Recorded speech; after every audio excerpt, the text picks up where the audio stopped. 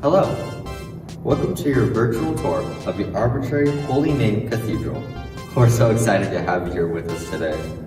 Before exploring your building, this short introductory video will inform you on the basics of the cathedral and what life was like back in the day. Let's go! Today, cathedrals are partially tourist attractions and are admired for their traditional art and architecture. However, back in the medieval era, cathedrals served a much more prominent role in the church. During this time, cathedrals were built to inspire awe and had specific characteristics such as height, light, and structural magic. Local bishops held their headquarters in the cathedral and reserved the building as their home. It's also interesting to note that all cathedrals, whether big or small, held a cathedra, the seat for a bishop. Back in the day, cathedrals were specific to Christian sects that had local leaders of the community as bishops, known as the episcopal hierarchy.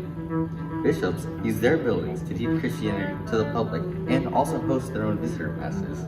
They also accommodated for special proceedings and even held larger secular events. This was possible due to the large space of the cathedral.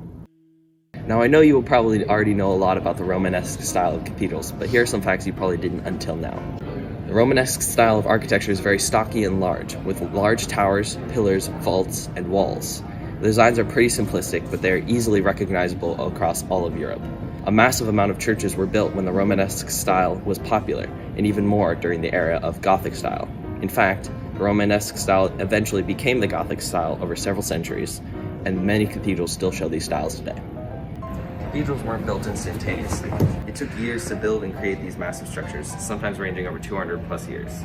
Even though the builders of the time did not have the technology we use today to build out massive towers of glass, they had to innovate their own ways of lifting stone and other materials to construct their spaces. Most were built facing east, somewhat like a Christian compass. Thank you so much for visiting the Arbitrary Holy Name Cathedral.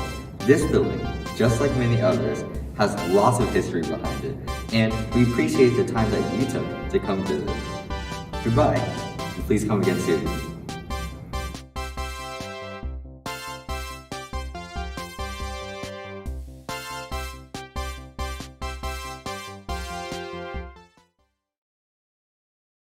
To construct their spaces.